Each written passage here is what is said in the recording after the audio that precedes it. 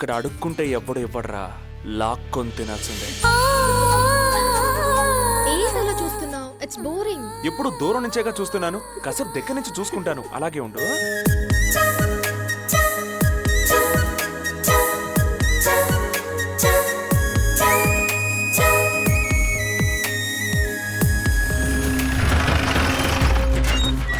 నా పేరు మనోహర్. మీరు నాకు హెల్ప్ చేయాలి. 50 లక్షలు ఇస్తాను.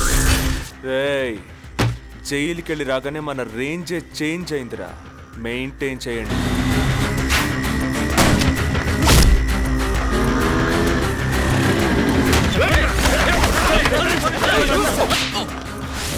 స్నానం చేసి నైస్గా కలర్ బట్టలు వేసుకుని ఏ కష్టాలు వద్దని దేవుణ్ణి వేడుకుని ప్రసాదం తినేవాళ్ళం కాదురా మేము. కాకి కష్టాలతో పోరాడు. పోనేద్దేనే అబ్బా, నాకు చాలా అనిపించింది.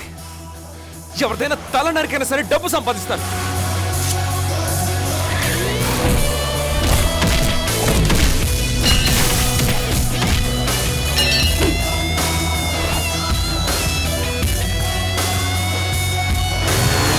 నా పెళ్ళికి ఇంకా ముహూర్తం పెట్టలేదు, అందుకని నువ్వు మారిపోయి తిరిగి వస్తావని ఎదురు చూస్తూ ఉంటాను.